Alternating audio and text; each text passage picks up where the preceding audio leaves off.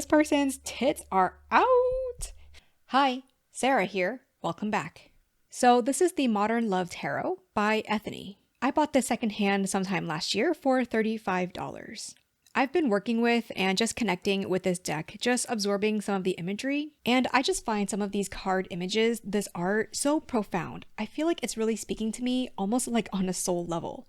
So I wanted to do a walkthrough of sorts, not only walking you through this deck, but also just sharing some personal anecdotes and personal connections that I see in this deck. For a lot of my life, I have felt pretty disconnected from other people, especially like non-Asian people, because in my heart, I kind of feel like, well, other people don't have like the family issues that I've had growing up, or not just family issues, but the cultural upbringing, the familial upbringing that I had growing up. So I think it's pretty fascinating that this deck, which has a lot of different races, a lot of different ethnicities of people, I still feel connected with this, and I find a lot of inspiration and power in these cards, despite, Asians not being the majority or the main focus of this deck. Okay, so let's get into it. The Modern Love Tarot by Ethany. I believe this was drawn by Lucy Morningstar, although their name is not on the cover here. I remember when I bought this deck, I was very surprised by how absolutely thick the deck is. Literally, look at this. Look at this guidebook here. Look how thick it is. I guess before we get into it, I should say the premise of this deck as well. So as the tagline of the deck says, exploring the many facets of love. So this deck does tend to highlight a lot of romantic relationships, but the themes in this deck are not exclusive to only romantic relationships. I find a lot of connection between these cards and my own like familial relationships. I just appreciate this deck overall for how it approaches and talks about different relationships and different ways that we can approach or behave in our interpersonal relationships. So in this walkthrough, I'm going to focus more on my personal anecdotes and experiences with the cards. So there may be times when I don't really have a personal connection or personal story with the card. Of course, there are other walkthroughs on YouTube where they actually go through the cards and talk about the cards itself. But if I don't have a personal connection with the card, I might not have much to say about it. So that being said, let's get on to the cards. So we're starting off with the Fool here. Here, I love this impression of someone who is opening their arms to the universe, trying to invite in some love, more relationships into their life. There is a painting of Aphrodite behind them. It just gives off a very magical feel. I even noticed like the hair blowing in the wind here, the fake wind. How many times do we feel like a magical girl in our own room with our own hair flowing in the non-existent wind? So what a beautiful card to start the deck, the Fool, just asking for love, asking to love someone. That's what I feel here. The Magician. High Priestess. I love that this is an older person. I did not grow up with many older figures in my life, so this High Priestess is a good reminder to me that the people who are older than us in our communities, they have a lot of wisdom to give. Not only do they have wisdom to give, but some people, they also understand when is the time to dole out wisdom and when is the time to not really dole out wisdom. Because I feel like if you're like, in your 80s and you see these like young teens and 20-something people, they're doing their young people shit. You could try to impart with them the wisdom of the universe, or you can just kind of say, you know what? Some things I just have to let them figure out in their own time. This expression in the High Priestess, it just reminds me that like sometimes we can't know things until they've come to pass or that we've experienced them ourselves. The Empress. I really love like that this person doesn't look, I guess, conventionally beautiful because they have green skin, for God's sake. It feels like they're more of almost like a nature spirit or really immersing themselves in the greenery rather than just someone who is looking beautiful and sitting on their divine throne. It feels like this person is really taking time to be with nature, even more so than like the average person. So I kind of like this like take it to the extreme idea of the Empress here. The Emperor, managing the chessboard or kind of towering over the chessboard here, definitely speaks to the overseer energy that I associate with the Emperor. Just managing, coordinating, understanding all these moving parts and understanding that every piece has a role to play, which can be cold, but it also can be a very useful mindset to have. The Hierophant. I don't fully see this as Hierophant worthy. I think this is one of the cards that I least connect with in the deck. Let's pull open the guidebook and see what it has to say about this. This is actually my card of the year for 2024. So I'm not seeing too much in this card that I don't already know and associate with the Hierophant. This card represents the institutions that we have in our society. When entering these institutions, you'll come across people's ideals and morals. Yeah, I feel like having a portrait of a person here, I guess there's this association with the temple looking structure in the background and this like symbol up here, but I don't feel much Hierophant vibes. The Lovers. And we've got like this snake kind of entwining around them. This deck is pretty inclusive of same-sex relationships, which I do appreciate. This card being so zoomed in like this reminds me that sometimes we need to, or we might get like hyper-focused on the relationship in front of us, the choice in front of us, which can be helpful or it can be not helpful. I also think that these two characters, honestly, they kind of look quite similar, like they have the same hair. So in a twisted way, this could be like a sort of self-obsessed, like a self-love kind of thing, loving different parts of yourself. If that's weird, sorry, whatever. I already said it. All right, next we've got the Chariot. What a cute dog. They've got the dog with like two wheels here. So fun fact, my husband and I, we once dog sat for our friends' dogs. The two of us are very much cat people. So we agreed to dog sit for our friends. They were out for like, I want to say 3 days or 3 nights. And we decided to try bringing the dogs over to our place and create them at our place for a couple days, a couple nights. And boy, I don't want to say it was a mistake. I don't regret it, but I wish we had known then that like, basically what we learned then was that dogs are a very different lifestyle and a very different creature from having cats. For cats, they're very self-sufficient. They're very like self-maintenance. You can play with them at home, but they can go to the bathroom by themselves. Whereas dogs, the way that our friends requested us to take care of the dogs, they take really good care of their dogs. They make sure their dogs are well fed and well exercised. So there were 5 walks throughout the day that these dogs had to do. So it was a walk in the morning after waking up, a walk after their morning meal, an afternoon longer walk for their exercise, an evening walk after their dinner, and a nighttime walk before they go to bed. So that's 5 walks a day. My husband and I were not ready for this lifestyle change, you know, for those like 2 days that we had the dogs, like we had to get up like every so often to go walk these dogs. And we were like, oh my goodness, it's so much work. But of course, if you choose to have dogs, it is work that you kind of choose or you want to do. So this Chariot, it reminds me not only of like movement, but it reminds me of the discipline that is needed to do walks with the dogs, to go out on walks and go outside in the first place. Like it can be easy to stay complacent, to stay in one place. It definitely takes discipline and some momentum to get going and get out there and get moving. Strength. My first impression with this card is that these lions are almost like this person's, like, for lack of a better word, tribe, but maybe like their support group.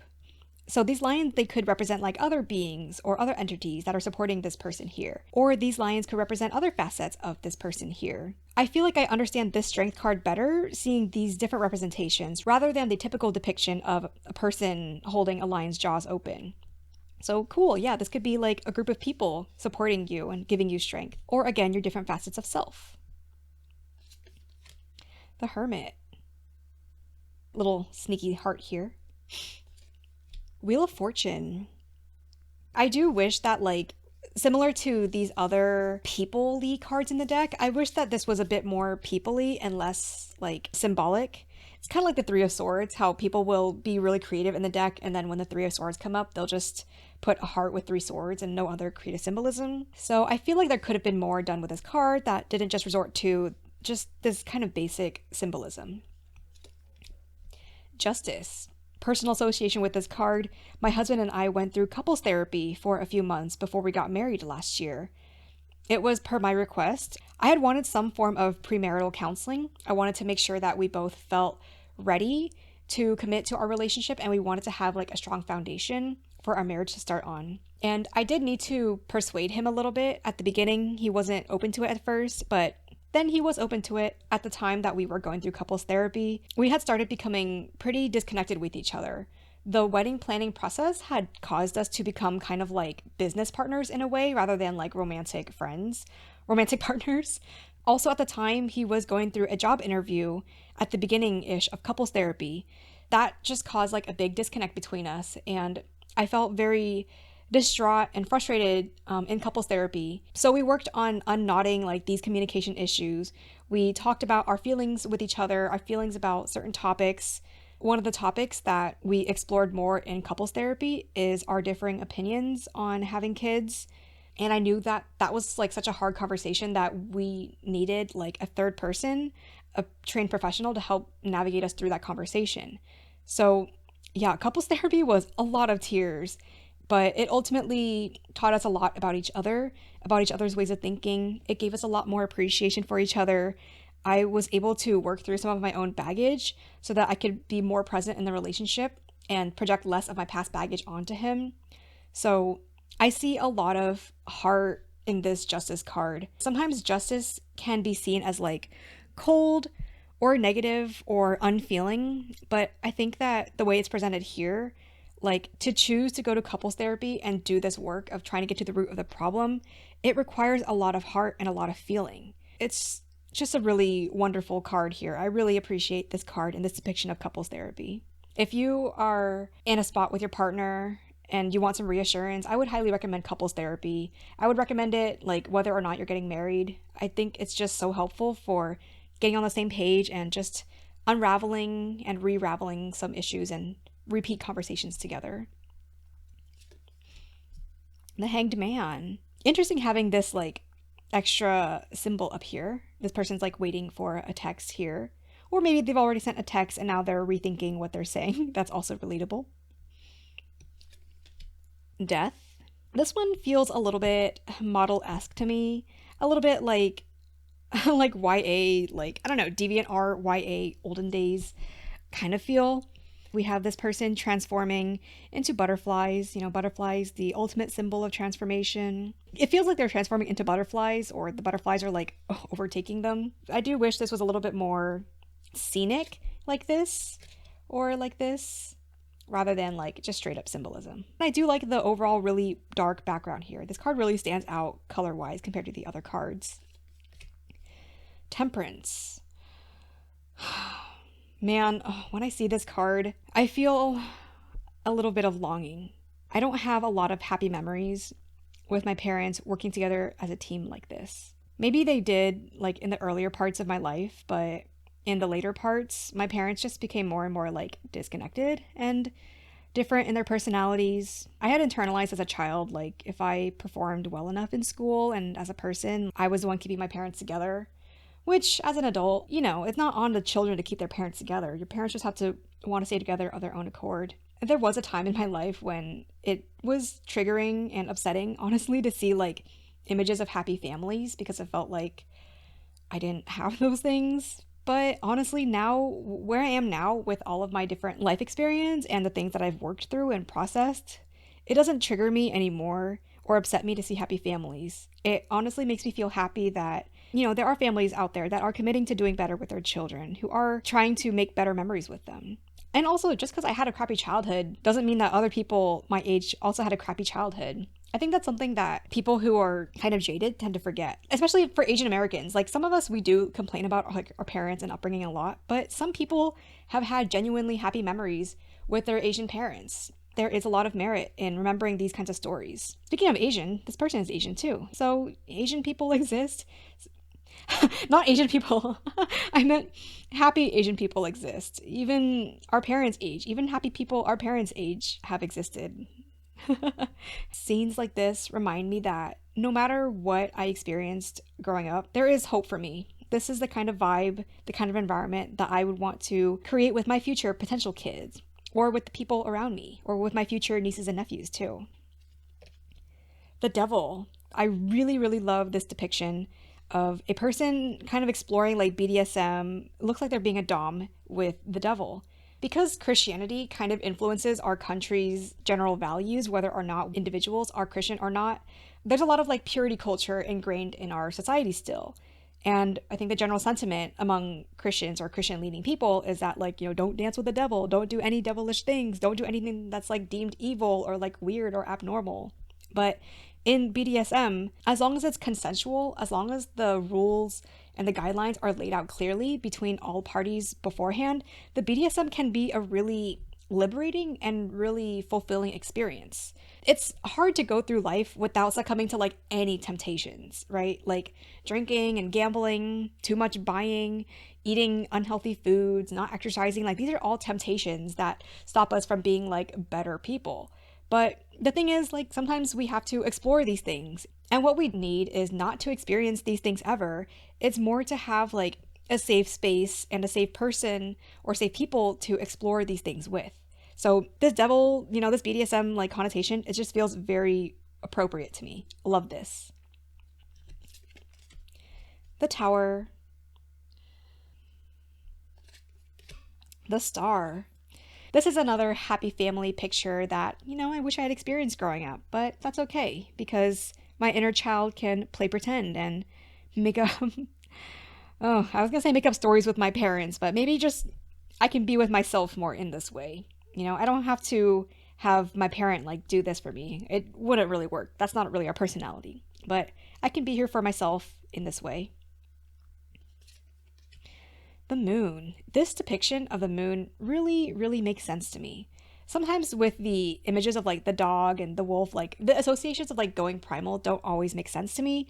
But this person laying here, I just get this idea of wanting to be serene, wanting to disconnect from like maybe the overwhelmingness of the world, of the sun, enjoying a quiet moment, enjoying like a change of pace, being in this like different environment instead of like being in a tent or being in a cabin. It's just a very serene, like, kind of energy. The sun. Oh, I love seeing these happy families in pictures, in these art. I know that my mom probably felt like this about me at one point. I know that that feeling probably changed as we grew up and as teenagehood challenges the relationship you have with your parents. But, seeing this picture reminds me that she was really joyful to be a mom at one point. My parents have so many like photo albums of us kids when we were younger. Like I have a whole ton of albums about like my baby pictures, my childhood pictures. I kind of wonder if I had printed out pictures of like my teenagehood, my middle schoolhood. I definitely don't think I would have been as like optimistically happy like this, but it is nice to remember that like this childhood joy existed in me at one point. Judgment. What a cool, awesome judgment card. We're laying in a grave and here's an entity, a person like reaching out, offering us a second chance. Not only a second chance, but like a reminder that it's never too late to turn back. It's never too late to change your ways. The ways that we were yesterday don't have to define who we are tomorrow or what we want to do with our lives and ourselves tomorrow. Judgment is just one of my favorite cards, and this is definitely one of my favorite depictions of judgment yet. The World. So colorful, so beautiful. Woo! We are now to the aces. All right. Okay, so here's the aces.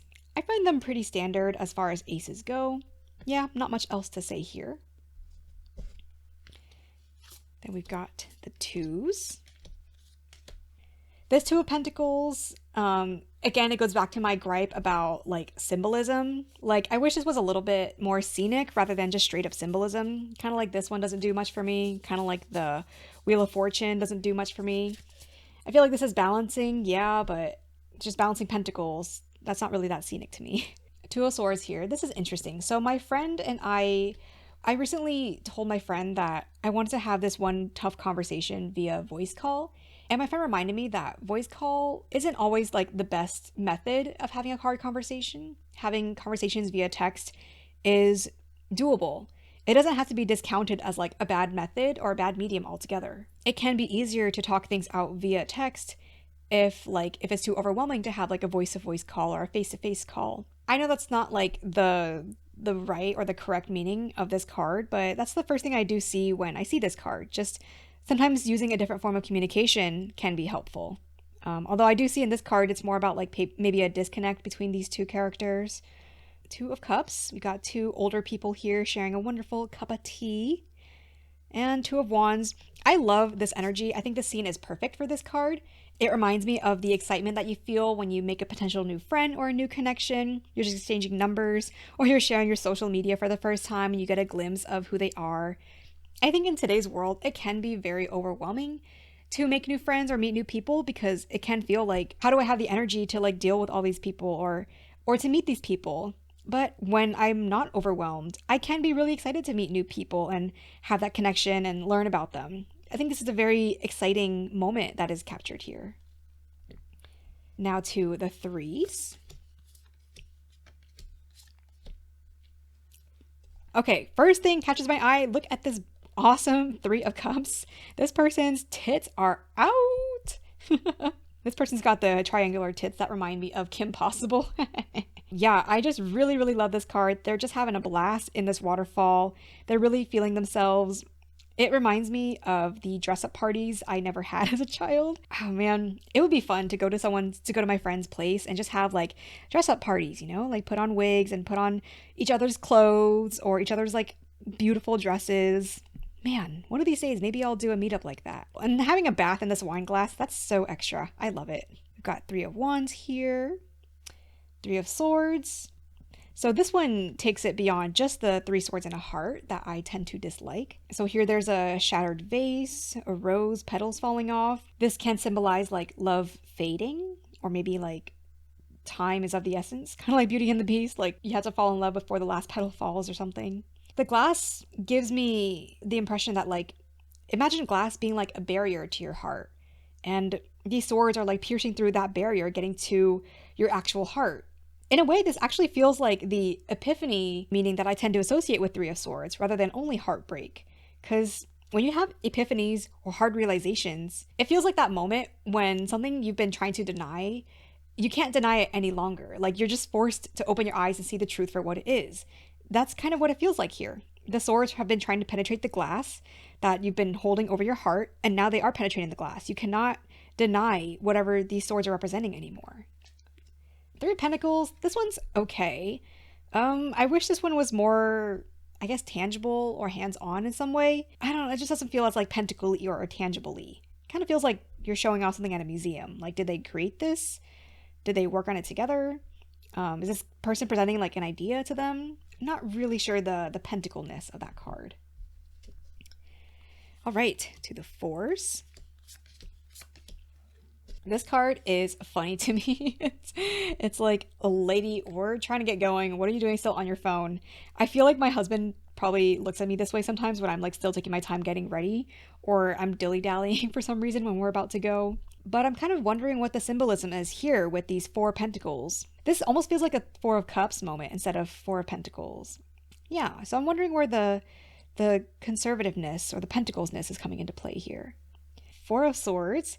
So instead of the typical person laying in a coffin, this person seems to be like very much feeling themselves, feeling very good.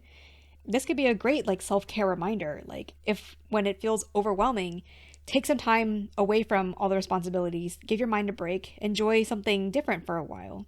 It could also be a very sensory experience too, you know, being in the water here and wearing something that makes you feel good, having the sun, the vitamin D. We all know we all need more vitamin D. Oh my goodness. And just having the water like flow around you. Being in water is such an amazing experience. I wish water in general wasn't so cold. I get cold easily, but if water wasn't so cold in general, I would love to go to the pool more often. Four of Cups, Four of Wands. Interesting that the Four of Wands dress here, the outfits here feel a lot more like dated, I guess. I feel like the outfits don't really match the other modern vibes of this deck compared to like jeans, for example. But on the other hand, I could see this representing kind of like take time to dress up, dress your best, dress in something else. And actually, now that I'm thinking about it, maybe these are cultural outfits because this person does look Indian. So maybe this is like actually a wedding celebration or just a cultural outfit of some sort. So yeah, maybe I take it back. All right, Five of Wands, Cups, Swords, Pentacles. So this card here, Five of Wands.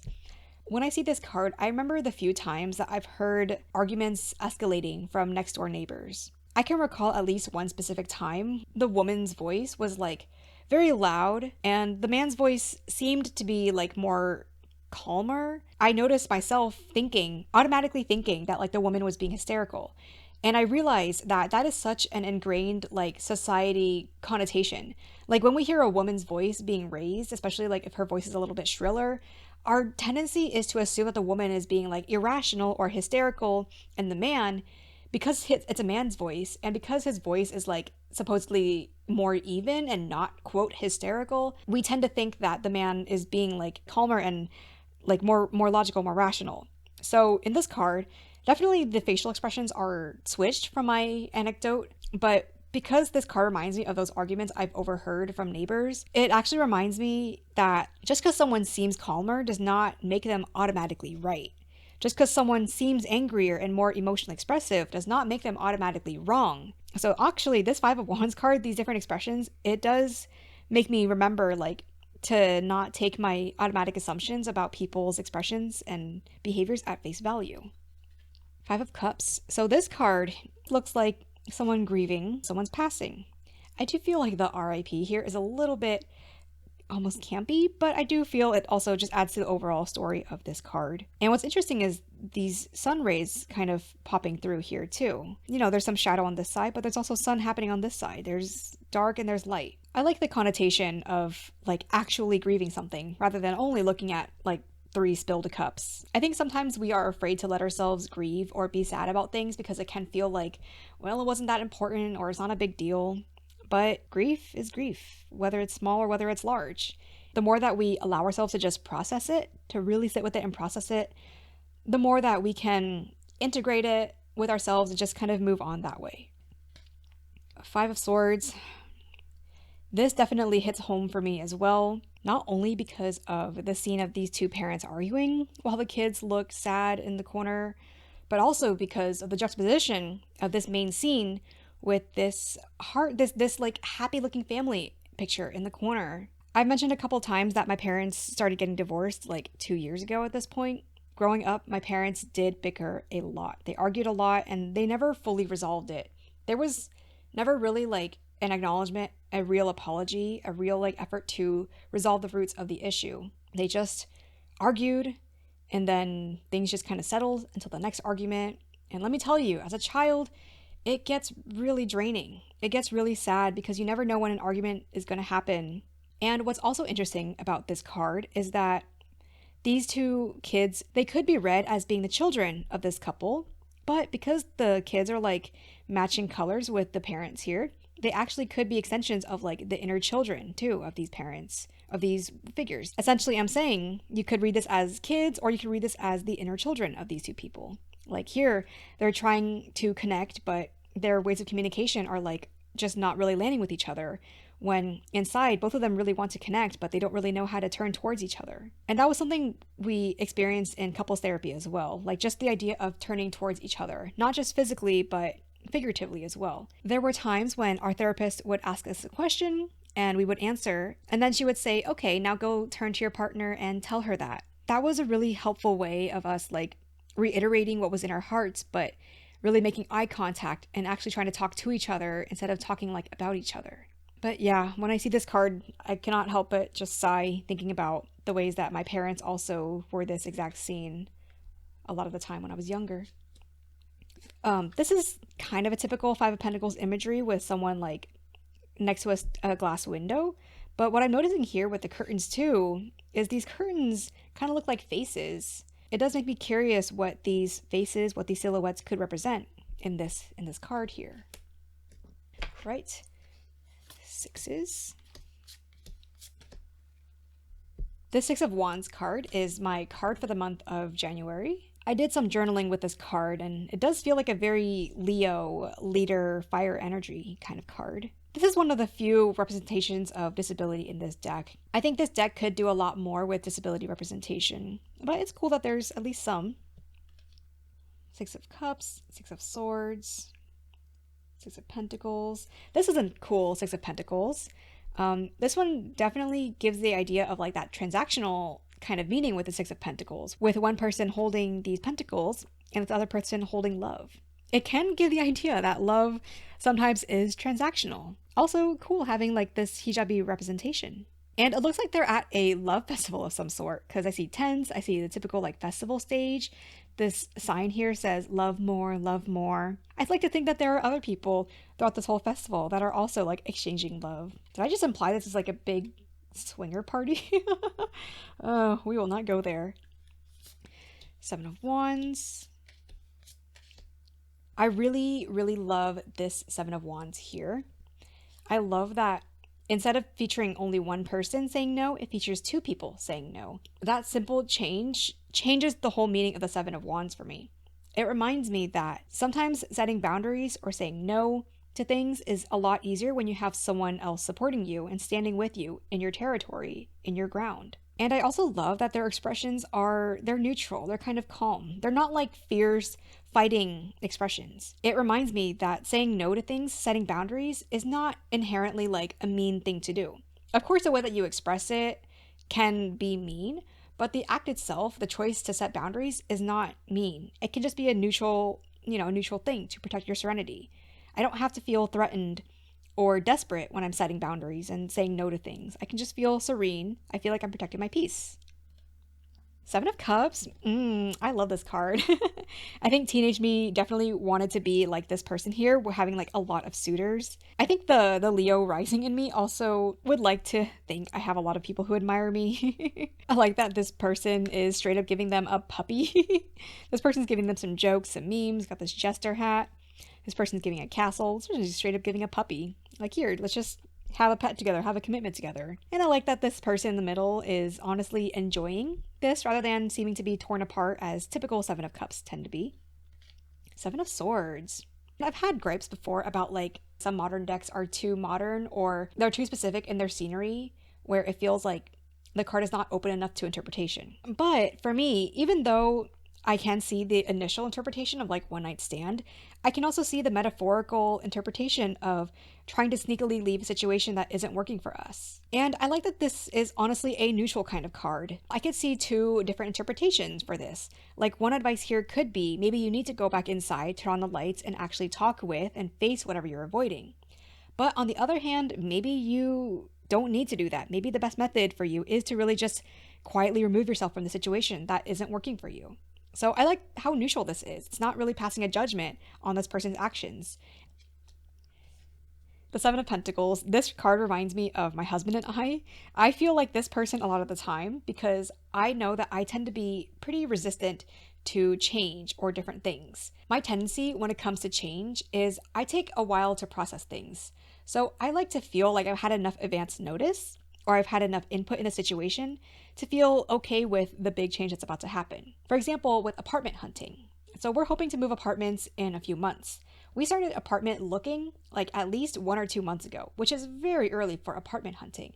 But that really early search was helpful for me. If we were looking at apartments like a month before we started to move, I would have been feeling very defensive or resistant and feeling like I want to veto everything because it's just so new to me. But the fact that we started apartment looking and thinking about that whole process like 3 to 4 months before we actually have to move, that is really helpful for me because it gives me time to get used to the idea of change instead of just throwing me in the deep end and telling me to get used to the change. So I definitely see a lot of myself and my husband in here. He's usually the one that has to like convince me otherwise.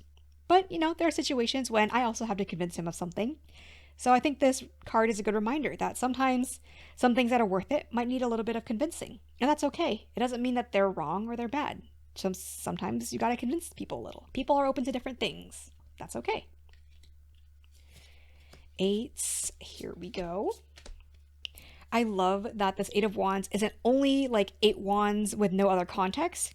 I really like this like adventure-y travel type feel. It reminds me of sometimes when you're on vacation or when you're on a trip, all the months of planning have led to the moment when you can just let loose and follow your itinerary or follow your heart's content when it comes to your trip. Like now you're on your trip, you can just go free and be in this new city, this new state, and do literally whatever you want. Enjoy not thinking about your responsibilities. Just go forth and do stuff.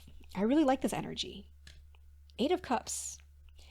This person kind of reads as Asian to me. I'm kind of seeing in the facial features. I like that this card doesn't depict like this person being completely moved on. Like they still have boxes that are here in front of them. I like that that 7 energy, that contemplating energy, is kind of continuing on over here. Oftentimes, when I am trying to have closure, it's not as easy as like cut and dry, okay, I'm over it. Like, I just process things. I like to think about, am I really done with this situation? Is there anything else I could have done differently or done better? So I just like this processing, reevaluating, maybe saying your last goodbyes in your mind before you really, get your moving truck and go. Here's the 8 of Swords, and then 8 of Pentacles. There is a typo here, 8 of Pentacles, but it does not bother me at all. Love seeing this same gender couple here. I love that this card isn't just depicting like hard work, like manual labor, like crafting something over and over. Instead, it's about having like a nice time with your partner, one-on-one, like quality time with your partner. There are these like candles here. There's like some drinks, some sweets, some physical touch here. So it just feels like some really intentional quality time. That is a really important part of the 8 of Pentacles that I don't see often, that I'm only just realizing now because of this depiction. Like 8 of Pentacles, hard work energy isn't only about like working hard and making a good product. It's also just about the intentional process of making that product in the first place. So yeah, this is all about process. I really like this idea. The 9s. All right, so here in 9 of Wands, I see another instance where this could be the kids of this person here, but these could also be the inner children, the inner voices of this person here. And this card does make me laugh a little bit because now I'm imagining how many times has my mom probably gone through this exact same phase as us kids were like arguing in the background, and she's like, I am so tired of your like 5-year-old like stupid arguments. She would always tell us, like, just love your siblings. She never really gave us better conflict resolution skills. Just love your siblings. But I think sometimes that's just what kids need to be told. Like, it's not about the specific conflict resolution. Just figure it out, get over it, and make up with your sibling. I feel a lot of sympathy for my mom when I see this card. 9 of Cups and 9 of Pentacles. So I want to share these two together because I know that they can get oftentimes confused. I love that the 9 of Cups here, it definitely reminds me of this 8 of Pentacles energy where it's just about intentional care time.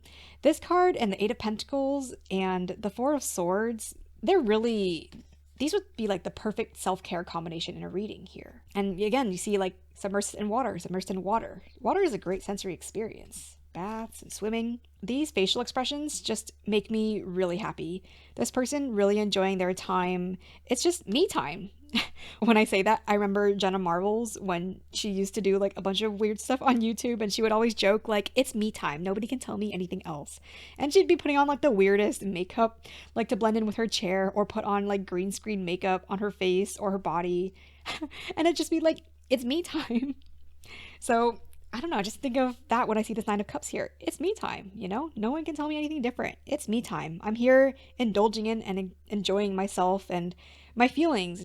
The 9 of Pentacles is out in nature, in the city, experiencing all the physical, tangible things that our world has to offer. These beautiful cherry blossom trees and this bird and the sun and everything. So this 9 of Cups feels like a very like solo inward contentment, whereas this 9 of Pentacles feels like a more outward contentment. So this just makes a lot of sense to me. I love these two depictions. And lastly here, 9 of Swords. Yeah. All right, the 10s. 10 of Wands. So this card makes a lot of sense. Holding a lot of things, looking at your to-do list here. 10 of Cups, another happy family card. Honestly, I like to see it. It just makes me really happy knowing that, again, despite all the hardships that I personally experienced and the jadedness that I grew up with, like there are other families out there that genuinely enjoy each other's companies, and it just makes me really happy. 10 of Pentacles here. This card looks a little bit like someone took their art and like squished it like this. Their face is like a little bit long. But yeah, cool, another happy family type of card, especially with the legacy, the generational stuff being depicted here. And 10 of Swords. We've got divorce certificate labeled in the bottom corner here. This card reminds me a lot of the 10 of Swords in the Light Seers Tarot, where the person is also facing like, that direction away from the viewer. And I know a lot of people don't like that 10 of Swords. I don't mind it. And I also really like what Benabel 1 wrote about the Ten of Swords that's facing away from the viewer. She wrote that because the character is facing away, we don't actually know what this character is feeling. They've gotten their thing done, they've experienced a whole hardship thing, and they're walking away from it. But we don't know how their expression is. Are they happy? Are they devastated? Are they neutral? And this also reminds me of the Wayman Wong from Everything Everywhere All at Once movie. In the beginning of that movie, he's also wanting to share a divorce certificate with his spouse. So it makes sense to me, trying to make things work, but ultimately you just gotta give it closure and let it go, walk away, close that chapter and move on. All right, we're in the last stretch now with the pages. Oh, it makes me so happy to see happy children, especially this Page of Cups. Look, oh, just a wonderful Asian child here enjoying some imagination. For some of our Asian parents, like, imagination was not something that they had much. I know for my mom, like, she's not much of the imaginative type, but when I see this card, I'd like to imagine that there is still that little girl in her somewhere. You know, the little girl, the little person who has dreams and has imagination and who feels whimsy and love for the world. Our moms have these inner children, just as we do too. Page of Wands, this reminds me of all the home videos that my mom used to take of me. We did actually do like a lot of skits in our Chinese school that we went to and plays in our regular school. We oftentimes had to memorize lines and dress up and, recite these scripts. And honestly, it was really fun. So this Page of Wands, this kid like dressed up and enjoying performing on stage, it reminds me a lot of my younger self and how I used to enjoy performing on stage in Chinese school. I lost a lot of that growing up, but I'm bringing a little bit of that back now with making videos, that kind of performer energy. Oh, Page of Pentacles. Oh my gosh. Okay, so this Page of Pentacles, even though this child does not really look Asian, I guess, for some reason, I can't help but see my mom in this picture as well. And I kind of wonder if it's just like old school looking hairstyle. Like, I have pictures of my mom when she was like younger than my age now, where she had hair like this too. But yeah, I just kind of see my mom like in this picture. I don't see my mom smiling like a child too often, but for some reason, somehow I can see my mom in this picture here, through this child's face. It definitely reminds me that our parents, when they came to this country, they had to put in work to build like a new life for themselves, They were coming from a different country. My parents were coming from war and uncertainty and a lot of like trauma and just wild stuff. And here they are trying to build something new. They don't always get it perfectly because they're pages. They're metaphorical children. They're new to this country. They're new to like being parents. They're just trying things bit by bit. So I love that. Page of Swords. I got a personal story about this. Okay, so we once had a day where we had to bring in kites to school and we had to fly our kites. I think I was 7 years old now that I think about it. So I was trying to run with my kite and get it flying, and it was not flying for some reason. I got upset, as kids do. I wanted my kite to fly and be graceful like all the other kids. I wanted to have a cool kite in the air like all the other kids were. So I got upset and I just sat down and I cried. My teacher, she was able to get it flying. And she was like, "Look, Sarah, your kite's flying." But I was still so sulky and upset about my kite not flying, and I still wanted to sulk. So I did not look at my kite flying. I just stayed upset on the ground, like sobbing like a kid. I have few regrets in life now, but I do regret that moment. I always wonder if I had just taken a moment to get over my pride, my sulkiness, I could have experienced the beauty of my kite flying, and I would have had a happier memory that day. Obviously, what's done is done. Kids are kids. I had big feelings and I was processing them, but I think about that sometimes now. Like, when are times when my pride is getting in the way of me potentially learning something really cool and experiencing something really cool? Oh, I love the pages in this deck. I just really love them. All right, the Knights. What a beautiful set of knights here. I love the flowing skirt here in this Knight of Swords. I really like the floweriness, the greenery in this Knight of Pentacles here. I think the Knight of Pentacles tends to be represented as someone who's very methodical and cut and dry. And while that's valid, I also really like the greenery, the fruits here. It does remind me that the Pentacles is all about like tangibleness. It kind of gives me almost Empress vibes in that way. Like this person is here to make sure you're taken care of and spread abundance, take care of your physical needs too. Yeah, that's all I got to say about those.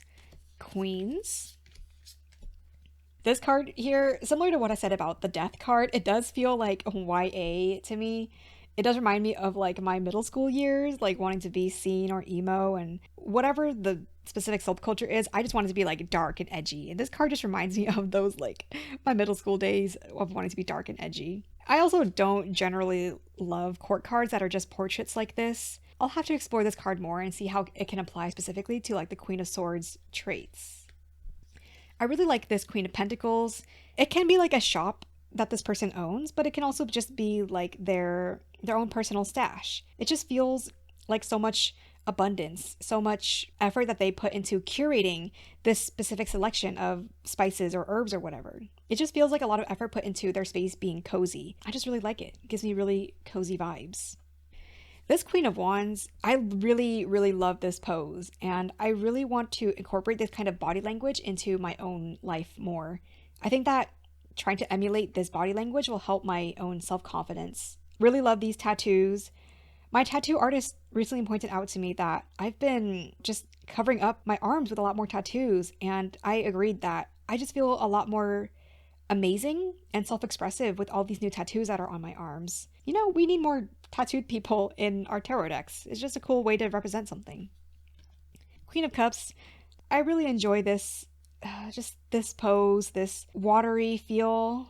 It just feels very gentle and very inviting. Yeah, looking at these queens as a set, the Queen of Swords I feel could use some more scenery to know what's going on and how this Queen of Swords interacts with the background, with the scene there. And lastly, we've got the wonderful Kings. So this King of Pentacles, this reminds me of Nick Offerman, who played Ron Swanson in Parks and Recreation and a bunch of other roles. I wonder if that was this artist's inspiration because Nick Offerman is also really into woodworking. I like that continuation of, this person curating their space here in Queen of Pentacles and this person continuing to craft and maybe add to their space in King of Pentacles. King of Swords, King of Cups, King of Wands. I think these are some of my favorite Cups court cards to date because these two, they just give off a very comforting vibe. Even this Knight of Cups feels very comforting. The Knight of Cups is someone who connects very soulfully with people. Speaking of popularity, I used to think that people who are popular or who seemed popular, who seemed liked by other people, they were being fake in a way. And now that I have seen a little bit of what it's like to be popular, to be liked by a lot of people, I can see now that basically people who judge people who seem popular, I guess it's a way for you to feel better about yourself because you don't think you're as popular. But honestly, people who are popular, there is a reason why they are popular. Like sometimes, yeah, maybe they are a bit of a sellout or like fake or whatever you think they are. But on the other hand, sometimes there is a reason why they are genuinely liked by people. So I hope to be the kind of person that is actually kind of like this. Not a surface level kind of popular, but someone who makes the connections and conversations and relationships with people feel personal and genuine and real. I mean, obviously that's a lot to project and speculate from just a scene like this, but that's kind of what I'm seeing, what I'm intuiting from this Knight of Cups interpretation. Yeah, and this King of Wands, oh my gosh, so cool. I love self-expression like this. Dude, it's just so cool. I love the colors. I think we all could use more color in our lives. So those are the cards of the Modern Love Tarot. Oh my gosh. So here's a demo of how the cards shuffle. This is a standard tarot size card. So they are bigger, but even though they're larger, they feel just as flexible and easy to shuffle to me as other cards do. Overhand, they feel very smooth. And if you do have smaller hands, I do understand that this would be a struggle for you. Personally, I don't mind the larger cards. I've actually been on a large card kick recently. I've been enjoying having larger cards to work with in my collection. Let me briefly share the guidebook here. So every card in the guidebook has many meanings listed here. We've got general love, single and loving it, ready for love dating, committed relationship, struggling relationship, and the end, like a breakup or a closure. This variety in interpretations is pretty cool because even though these are all love related, they are still different ways to look at the cards. And reading through different interpretations depending on different situations, it does remind me of the different interpretations and nuances to a card. And I don't use this deck for only love readings. I use it as I would like an everyday deck, doing regular readings on any topic, maybe doing daily draws and stuff. Now let's do a few deck comparisons and then we'll be on our way. So first comparison is the Light Seers Tarot. And I'm comparing this because it is one of the only other modern people decks that I have in my collection. So we've got some beautiful color palettes in both of these cards. This is like the exact same color palette, lots of blues and greens and stuff. I feel that the cards in the Light Seers are a little bit more symbolic. The cards in Modern Love are a bit more scenic. The deck size is like, surprisingly, it's thicker too. It's a little bit thicker. I feel that even though these are both modern decks, modern people decks, they do have different purposes in my collection, and I would get different vibes from them in the readings that I do. I think the Modern Love Tarot shows a little bit more interpersonal relationships because more cards feature like two people in the cards, whereas Light Seers is all very solo. Most of the cards in Light Seers feature one person, I think. So that's a quick comparison of Light Seers Tarot with Modern Love. The next comparison is the Playful Heart Tarot. Could be a comparison, could be a deck pairing. I don't do deck pairings much in my own practice, but maybe this could be useful for you. So I mentioned this Playful Heart Tarot because also very vibrant and very distinctive art style. I could see this pair working if you want to use the Modern Love Tarot for like, let's say adult topics or like your present situation, and you want to use the Playful Heart as like dialoguing with your inner child. Like what does your inner voice actually want? What do you hope to get? What are you hoping for? What are you afraid to acknowledge? Whereas again, Modern Love would just be what's happening like on the surface, straightforward. So that could be a cool dichotomy, a cool comparison. So that's a comparison, Modern Love and Playful Heart Tarot. The next comparison is with the Fountain Tarot. Again, comparison or pairing really. So this one, the color palette is very different, as you can see. This one is a lot more muted and a lot simpler. The colors are not as saturated and bright compared to the Modern Love Tarot.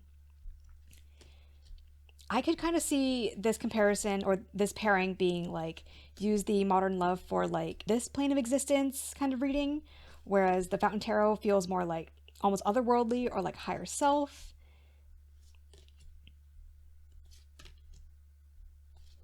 So that's Fountain Tarot with Modern Love. And last comparison for now is with the Future Ancestor Tarot. So this one, similar to Fountain Tarot, this one is very muted in comparison to the Modern Love. And not only muted, but the scenes are a lot simpler as well. Because the Modern Love Tarot, I've talked a lot about like my familial associations and intuition with this deck. The Future Ancestor Tarot feels very similar in that way, where the premise of the Future Ancestor is we are wanting to do some inner child work or inner healing work so that our future ancestors, our future children, our future descendants can also be more healed and in a better spot than we were growing up. So, you know, both of these decks, they give me a very like familial connotation, thinking about family, generations, how our past is influencing our present, which is influencing our future, things we want to do differently, etc., etc. Although I will say, like, even though the premise of this deck is like future ancestor or future descendants, I don't see a lot of like actual family stuff in this deck. This one does feel a lot more metaphorical than this one. But I think the color palette, the art styles, they could contrast each other very well here. So that's Future Ancestor with Modern Love Tarot. Okay, and to wrap it up, let me pull a card for tomorrow and share with you my interpretations and associations on camera. Oh my gosh, what a long video, but thank you for being here with me through it. Ace of Swords. Okay, that was a card that I just drew for today, but you know, it's going to come back up tomorrow. So looking at the guidebook here, let's see. We've got keywords here: inspiration, ideas, communication. Let's look at the end, because there is something in my life that I'm trying to end right now. This tarot card is the universe's line in the sand, so don't cross it. The relationship is over and there is no going back now. It may be challenging and other people might not like it, but you've done what was right for you. If you're being baited, do not engage in sending messages back and forth. Block their number if you have to. Oh, I like it. So normally I associate the Ace of Swords with like a new revelation, a new idea. But I like the guidebook's reminder that this card can also just be about cutting ties. Like, you've already done the cut, no need to worry about what was already done. No need to second guess it. So I like that. Oh my goodness. Okay, let us finish up. So that's my walkthrough of the Modern Love Tarot, complete with all my personal anecdotes and associations with this deck, with these cards. I have very few decks in my collection where I have such strong associations with any cards. Hope you enjoyed listening to all my stories and all these things. I'm curious to hear if any of these cards have hit home for you. Have they reminded you of your own family or your friend's family or your friends, anything like that? Well, that's the end of this walkthrough. That's all I got for today. Thanks for watching. Bye.